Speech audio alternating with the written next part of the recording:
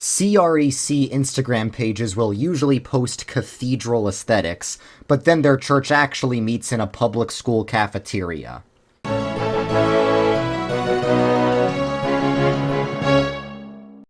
Hey guys, welcome back to KingdomCraft, where we build churches in Minecraft while talking about Christianity. So right now, I'm in the unaffiliated mining lands. It's the Wild West of this Christian Minecraft server. Actually, it's in the eastern side of the Minecraft server, but you get what I mean. Today, I'm going to be sailing to the Roman Catholic province of Petria. It's a big province, so it might take me a few videos to explore. But yeah, it's part of my journey. I'm taking the long way back to my old church that I built at the beginning of this KingdomCraft series. So, today I'm going to be talking about a small denomination called the CREC, the Communion of Reformed Evangelical Churches. It's a small, new, conservative, Reformed denomination. And here's why I'm going to talk about this. A lot of times I will criticize Reformed and Presbyterian denominations, especially the offshoots, the conservative offshoots, for not caring about the kingdom of God enough, not caring about the collective impact the church has on the culture. Because my denomination is the mainline Presbyterian denomination. It's the PCUSA, the large, historic, mainline Presbyterian denomination that's been hijacked by liberalism, causing a lot of people to split off and form smaller offshoot Presbyterian denominations like the EPC, the PCA, and the OPC. And they don't have the liberalism problem that the PCUSA has, but they have a different problem, and I've always pointed out that they don't care enough about impacting the culture, they don't care enough about tradition, they don't care enough about beauty.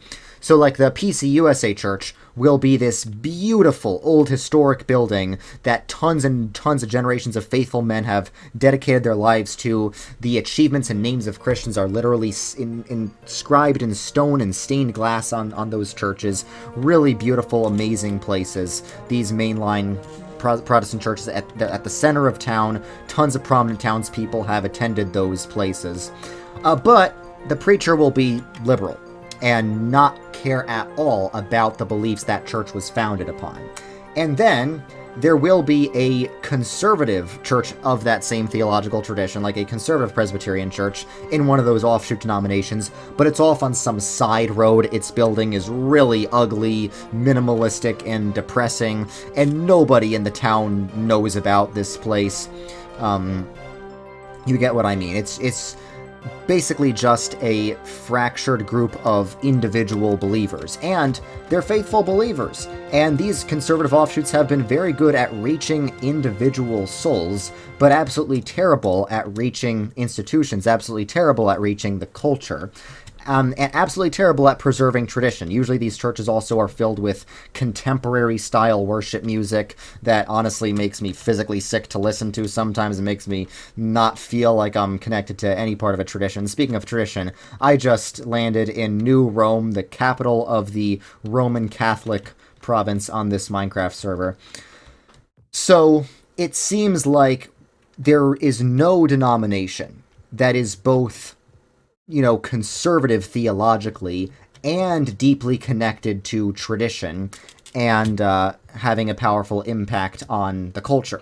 Now, it's kind of ironic, I say this while I'm in the Roman Catholic province of Petria, and I will grant that the Roman Catholic Church does meet these qualifications, but the reason I care about this, the reason I care about strong institutional churches is so they can spread good Protestant theology. I don't consider Catholic theology to be good theology. I mean, I'm a Protestant. If I thought Catholic theology was good theology, I'd be Catholic. You know what I mean? I'm not trying to diss the Catholics. I'm just saying the reason I care about strong, powerful institutions is because I want a means to promote Protestant theology and Protestant culture. And obviously the Catholic Church isn't going to do that. I want the Protestant Church to become like the Catholic Church is in structure, but be Protestant in theology, and it's not insane to think that, because that's what the Protestant churches were up until pretty recently. Up until like the 20th century, the Protestant churches, the mainstream Protestant churches, were all very established, very institutional, had tons and tons of beautiful churches in every single American town, and they stuck to good Protestant theology. It's just recently that they've been split into churches that are traditional but not conservative, and churches that are conservative but not traditional.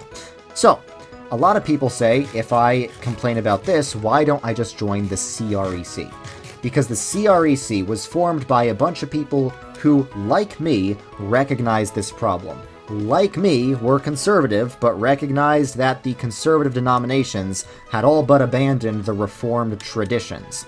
There was this controversy called the Federal Vision controversy in the early 2000s, where a bunch of people in these conservative Presbyterian churches realized that the conservative churches had completely abandoned the traditional Reformed view of the sacraments and of the some other things, and were just not focused on tradition enough in general, and were focused way too much on converting individual souls at the expense of having a cultural kingdom impact.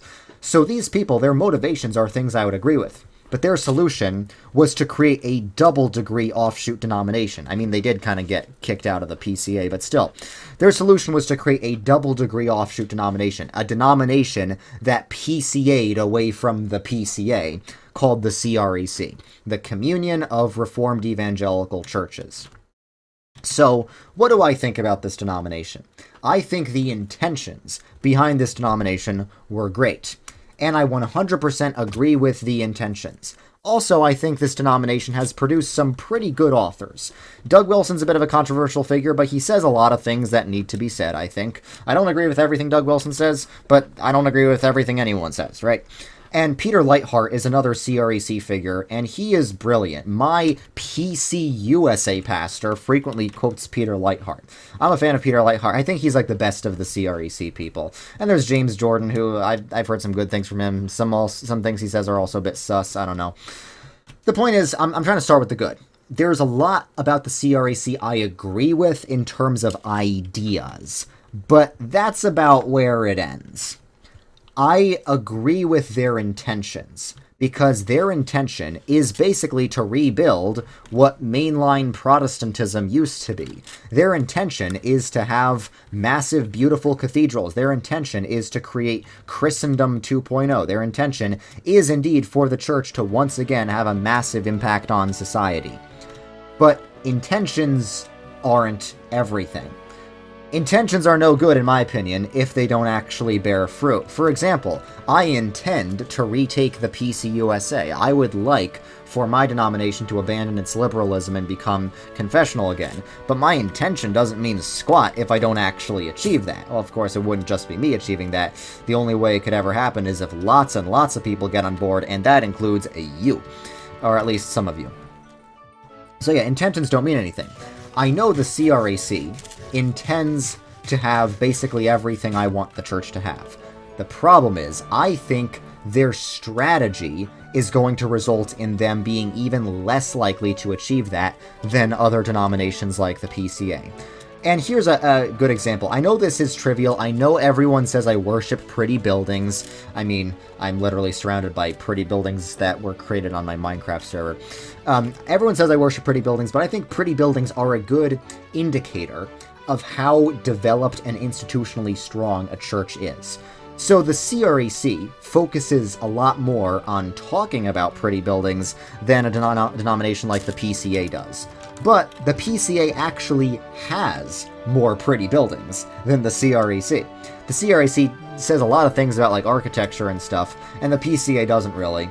Now the PCA still does have a massive shortage of pretty buildings. I calculated only about like 14% of PCA churches have pretty buildings, have traditional church buildings with like stained glass and all. But that's still a pretty good number given how big the PCA is. It's not as big as it should be. It's not as big as the PCUSA. But the PCA still has over 200 beautiful church buildings, which is pretty good. The CREC has like 2 or 3. I'm not even kidding. It is a really small denomination, and most of the churches it does have are church plants that meet in public school cafeterias, and public libraries, and movie theaters. That is not very trad of you. That's not very trad of them. So yeah, their intention is to create a new denomination that has a bunch of beautiful things, that has a lot of beauty and tradition, but because they split off from a denomination that split off from the mainline denomination, because they are literally a double-degree retreatist denomination, they are even in a worse position to acquire that stuff than the PCA. Now, I still think the PCA is in a bad position to acquire that stuff. I think all the conservatives should just rejoin the PCUSA, flood the membership of PCUSA churches, take over their sessions, appoint lay ministers who are conservative, will have the denomination back within 10 years. I think that's what they should do. But if you won't join the PCUSA, if you refuse to join the PCUSA, I still think it's much better to try and make the PCA a bit more traditional and care about tradition a bit more than to try and reinvent the wheel and start the CREC. I think that's the problem with conservative Christians, and I am a conservative Christian. This is the city of Latria, because Catholics worship things, and that's what Latria means.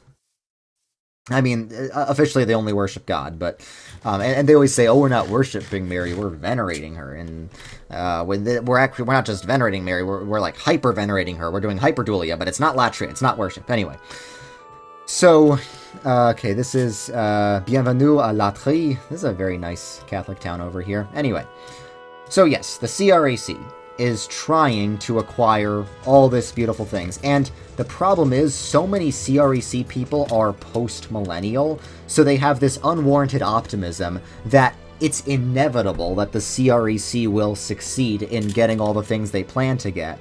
Like, they're like, "Hey, brother, come on, join the CREC." And I'm like, dude, why? You guys have fewer buildings than the PCA, the OPC, and the Southern Baptists. Why would I want to join the CREC? And they're like, "Yeah, but we're post-millennial. We're following all the right rules, so we're eventually going to get cathedrals." You don't know that. And that's why I'm all millennial. We don't know the future. We don't know things are going to get better. We don't know things are going to get worse. We don't know anything about the future other than that Christ will return one day. But we don't know anything that's going to happen before that day. We literally don't know at all. So I think it's not wise to split off from institutions that already exist to build your own institutions out of some unwarranted confidence that those institutions will blossom into something that can replace the previous thing you ran away from. And everyone's always going to be like, "Oh, what about the Protestant Reformation? That's what the Protestant Reformation did, wasn't it?" No, it was not. The Protestant Reformation did not create new institutions. The Protestant Reformation took existing institutions and reformed them. The Protestant Reformation, it was more of a schism, sort of like the Great Schism between Catholics and Orthodox, or between the Catholic Church and the Oriental Orthodox Church. It was more like the Great Schism, where existing churches and institutions separated from other existing churches and institutions. It was not like the PCA or the CREC, where a bunch of people just left the mainstream institutions and then tried to start from scratch completely. I know that some PCA churches were like former PCA churches that transferred, but most of the denominational infrastructure of the PCA was indeed starting from scratch, let's be honest. And it's even more true of the CREC. And that's why many of the pastoral qualifications of the CREC are very sketchy. And that was my first criticism. My first criticism is, yeah, they want the right things, but they don't have a means to get them. Because they split off, not just once, but twice. They split off from a thing that split off. They didn't inherit the resources of the PCA. They didn't inherit the resources of anyone, really. My second criticism is that because the CREC is so new, and because they're trying to expand so fast, sometimes it feels like a bunch of people improvising to me. Like, the credentials for certain pastors are a bit sketchy, and they also allow Baptists to be part of it, and they practice, the third thing is going to be, they practice paedo communion. I'll get to that later, but the point is, it really seems like they're focused less on objective credentials for pastors and more about, like, vision. And vision is great. It's great to have a vision, but, like, a lot of them were originally self-ordained. It seems like a lot of individual Baptist congregations that decided to adopt, like, post-millennialism and Reformed theology, or at least some aspects of Reformed theology, but they still have, I think, a very Anabaptist mindset of being very loosey-goosey with the qualifications for ministers. And traditionally, Presbyterians have cared a lot about the educational qualifications for ministers. But all these were structural things. Number one, I said structurally, they are in a very bad position to actually build up these institutions that they say they want to build up because they ran away from all the resources and they're not inheriting any resources of the past. Number two, I said their qualifications are sketchy. And number three, Basically, all of them practice paedo-communion, and that directly contradicts our confessions. That directly contradicts the Scots Confession, which is my favorite Reformed confession. The PCUSA officially uses it. I think all the Presbyterian denominations should use it. And it's like, yeah, their arguments for paedo-communion are not insane. There have been churches in history that did paedo-communion, and by the way, for those of you who don't know, paedo-communion is the practice of giving communion to infants. Now, we baptize babies as Calvinists, as Reformed Presbyterians. We don't give them communion. My personal analogy for why this is that baptism is citizenship in the kingdom of heaven, but communion is an active participation in the kingdom of heaven. And you become a citizen of your country at birth, but you actively participate in your country, such as voting and serving in the military, not at birth, but when you are mature, when you are a mature citizen. And to be a mature citizen, you need to actually have some consciousness of what it means to be part of your country. So I think likewise, you need to have some consciousness of your own Christian faith to take communion. But that's just my theorizing. That's just my analogy. An analogy is not enough of a reason to have a doctrine. I need to provide biblical support. And my biblical support is that there is an explicit warning in Scripture about examining yourself before taking communion, which is the traditional Reformed Presbyterian practice, and no such warning exists for baptism. So that's why we delay communion until people can actually make a profession of faith. So I know that these CREC people can make good arguments for paedo-communion. I know they can provide scriptures that they think support paedo-communion, but there still is a theological reason I'm not in the CREC. It's not one of the biggest issues in my opinion. If that was their only problem, but they didn't have those other two problems I mentioned, I would respect them a lot more. I would see them as a lot more legitimate than they are. And the fourth point, it really relates to the first point. It's that they are very presuppositional. And I'm not against all presuppositionalists. There's very based post-millennial presuppositionalists in the PCUSA, like Bruce Gore. You should listen to him. He's my favorite Presbyterian YouTuber. He teaches at First Presbyterian Church, Spokane, Washington. But they use their presuppositionalism frequently to cover up the fact that their institutions are severely underdeveloped. Here's the best example. So Doug Wilson, the most famous celebrity CREC pastor, he started his own university, New St. Andrews College. And just like the CREC itself, New St. Andrews has the best of intentions for what a university should be. It's got great, wonderful intentions. It's dedicated to classical education, it's dedicated to classical music and learning Latin and all this great literature of the English heritage. Great intentions for a university, but intentions are not everything.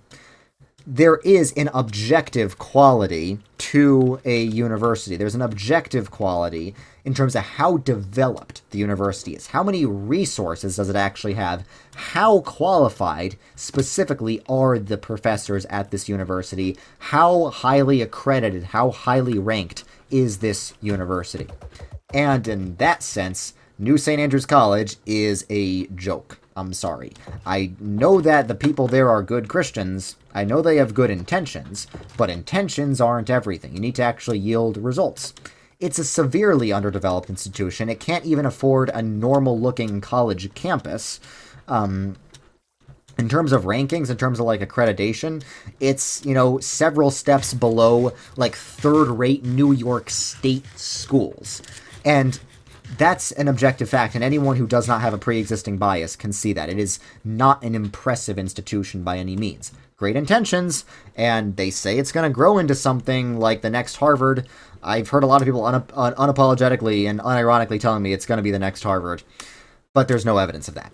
There's no reason to believe that. And a lot of times, the apologists for places like these will appeal to presuppositionalism, which says that, by what standard can you say this is not as good as Harvard? Are you using secular standards to determine which colleges are good and which ones are not? Because I'll point out that, like, places like these are ranked like very low in terms of colleges across the United States, and they're like, oh, why are you using these secular rankings to judge Christian universities? And my answer is like, yeah, while these secular rankings might be a bit biased against Christians in some cases. Okay, now I'm entering like really rural Petria. This is one of my favorite parts of the province. This very, very old forest here, and it's my server used to have mods, so you don't have forests like this in vanilla Minecraft. Anyway, they'll appeal to their presuppositionalism. And I'm like, yeah, I understand that, like, the mainstream secular media ratings of universities might be a bit biased against Christians, but it's not based on nothing. And do you know how I know it's not based on nothing? Because, and this is fitting because I'm in the Catholic province right now, they rank Catholic universities pretty highly, because the Catholic universities have not been hijacked by liberalism the way the Protestant universities like Harvard, Yale, and Princeton have. So if they were biased against all Christians, they would be biased against these Catholic universities too, but the Catholic universities are still ranked pretty high. New St. Andrews College? Nuh-uh. It's not. So they'll appeal to their presuppositionalism, and they'll be like, oh, well, what's the purpose of education? And I'll be like, look, even if you say it's a good school just because they have good intentions, how many great scientists or doctors has New St. Andrews produced? The answer is 0. Harvard and Yale produced a lot of great scientists and doctors, made lots of scientific discoveries, cured lots of diseases. How many has New St. Andrews done? At 0. But then they're like, oh, well, what's the point of a university? Is it to produce great scientists? By what standard can you say that's the point of a university? And then they just go in circles with, like, their presuppositionalism, their presuppositional meaning circular logic, saying, oh, by what standard this? By what standard that? By what standard? You know, objective standards. It doesn't take a genius to know that Harvard is objectively an academically superior school than your Ring by Spring Bible College. I'm not saying that that's what New St. Andrews is. I know that's like a lot more developed than a Ring by Spring Bible College. But even so, I think a lot of evangelical Christians are too anti-elitist. A lot of conservative Christians are not elitist, and I think we need to be elitist, because elites are the ones who make cultural change. Jordan Cooper talks about this a lot. We need Christian elitism. And I am a New Yorker. I am very openly an elitist snob. I'm an elitist Yankee snob, and I think your Bible college is unimpressive. I am sorry. But it's what needs to be said, and I think conservative Christians need a wake-up call, because the reason conservative Christians always lose the culture war, and I know the CREC cares about the culture war. That's one of basically all they ever talk about these days. The reason conservative Christians always lose the culture war is they don't care about institutions enough. They always cede the institutions to the left. Now, I know CREC cares about institutions in theory, unlike a lot of mainstream evangelicals, but they still have this evangelical mindset that all institutions are created equal, so as long as one institution has better intentions than another institution, that automatically makes it a better institution. That's not necessarily the case. The amount of objective resources and accreditation an institution has, that also matters just as much. So you could say New St. Andrews is morally superior to Harvard, which, you know, that's probably true, but academically is it superior? We can't exactly say that. So, my fifth criticism of the CREC, the fifth reason why I'm not CREC, is it's just so anti-elitist. And I think if Christians are going to make good cultural change, which the CREC really wants to do, and I commend them for that, Christians need to be more elitist. So much CREC rhetoric all the time I see is just very, not just like blue-collar rhetoric, because there's nothing wrong with being blue-collar, but promoting that as like the conservative Christian way to the exclusion of white-collar elites. It's all about, you know, true biblical masculinity means retreating from the cities and moving to a farm in the middle of nowhere, and drinking raw milk and being skeptical of the government and believing every conspiracy theory about the government you see on Facebook. That's not exactly what they say, but that's what it sounds like to a New Yorker like me. I think I would be a lot more sympathetic to them if they didn't just focus on building new things. I mean, I can't stop them from building new things and trying their best, but if they focused also on trying to retake the existing elite institutions. And a lot of times when I actually have conversations with CREC people, I've had very good conversations with several CREC people, they'll say, oh, let's do both. Let's retake the institutions and rebuild new ones. But in practice, they don't do any retaking of the institutions. All they ever do is try and build new ones that are kind of a joke compared to the old ones. Now, they might say, well, wasn't America founded by people leaving the old institutions and building new ones? In a sense, that's true, and that's a pretty good argument. The Puritans did leave Oxford and then build Harvard. Man, this is a really pretty Catholic city over here. The province is huge, so I was able to travel all this way in just this province. Yes, it is possible, theoretically, because the Puritans did it, is possible to build new institutions. I'm hoping this guy will see me. Hey, come back over here, bro. Hi. Okay, so it is possible to build new institutions, in theory, but I don't think we can do it right now, because I think our culture is just too weak to build new institutions. These CREC people, they want to build new institutions, but they forget that our culture is just such a spiritually dead and dry culture, we can't build anything beautiful these days. Except in Minecraft. In Minecraft, beautiful things get built.